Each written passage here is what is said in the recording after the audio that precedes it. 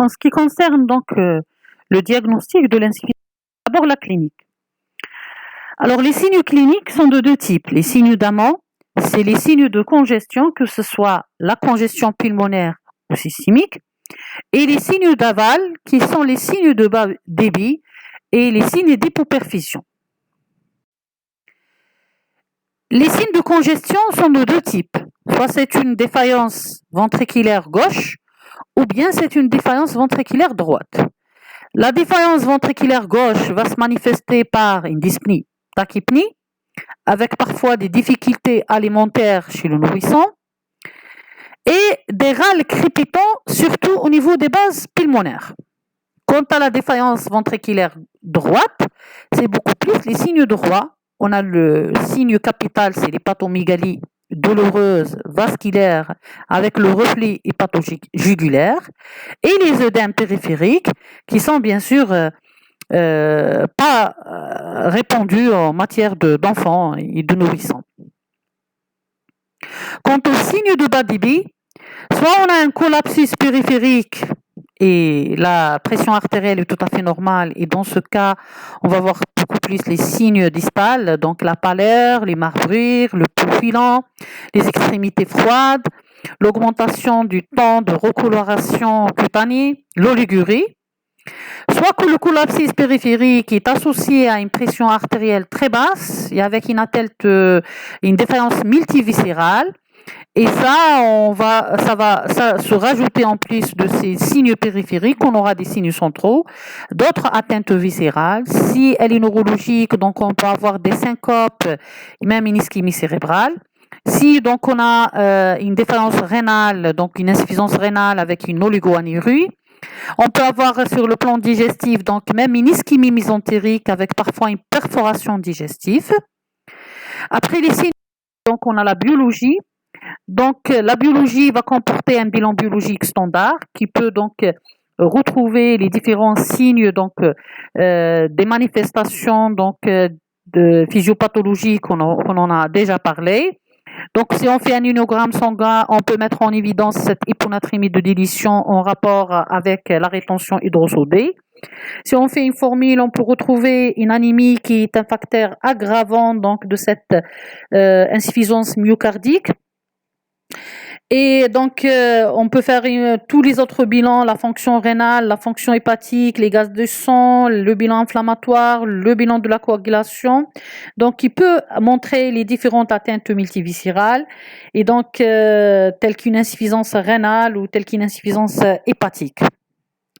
Bien sûr, la biologie, on fait en particulier certains examens biologiques qui sont un peu plus spécifiques en matière de l'insuffisance cardiaque, tels que le brain natriurétique peptide et la portion interminale du précurseur pro-BNP, qui ont une valeur diagnostique et pronostique parce qu'on a bien dit que la sécrétion du peptide natriurétique, donc elle est la première à être retrouvée liée donc à cette distension auriculaire et cette activité exagérée des différents systèmes de compensation.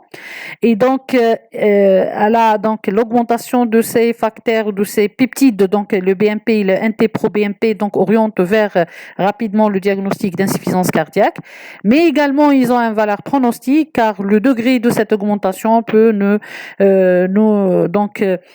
informer sur le degré de l'inflation hydrique. La troponine qui est un marqueur de l'agression myocytaire et les lactates qui sont des marqueurs de l'hypoperfusion tissulaire.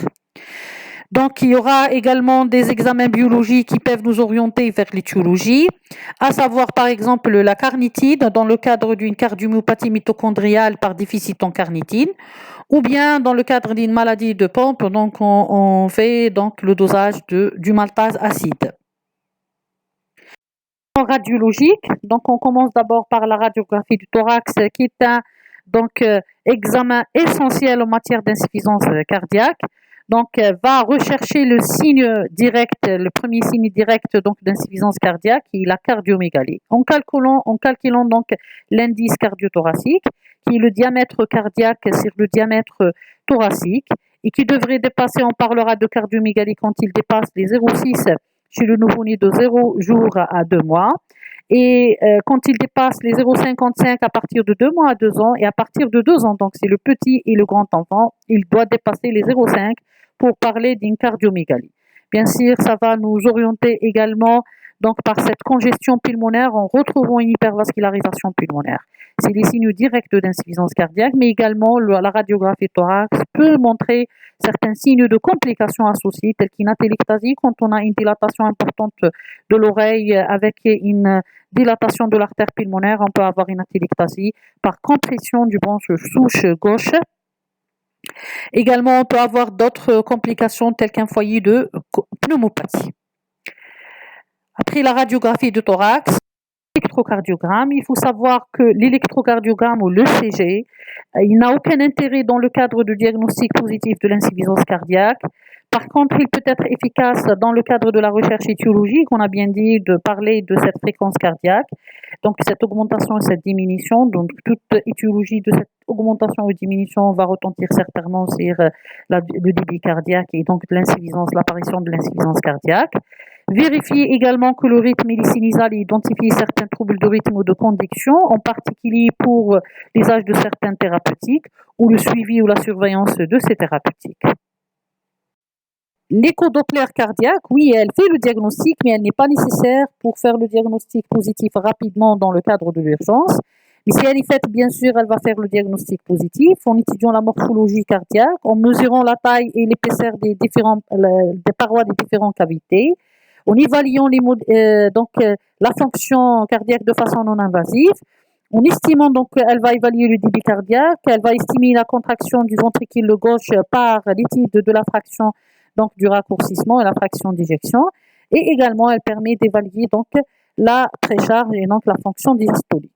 Donc si on récapitule concernant le diagnostic positif de l'insuffisance cardiaque, il y a un diagnostic clinique qui associe les signes cliniques beaucoup plus gauche avec la dyspnée, la congestion pulmonaire, et droite avec l'hépatomégalie, et bien sûr donc l'hypoperfusion quand il y a une atteinte d'insuffisance importante, donc insuffisance multiviscérale ou hypoperfusion, donc à bas débit avec une hypoperfusion, mais beaucoup plus en association en matière de bilan donc paraclinique, c'est beaucoup plus l'examen radiologique qui va montrer les signes directs, la radiographie de thorax. Quant aux autres, donc ce ne sont pas nécessaires que ce soit l'échocar et l'échodoppler cardiaque et l'ECG, donc l'électrocardiogramme.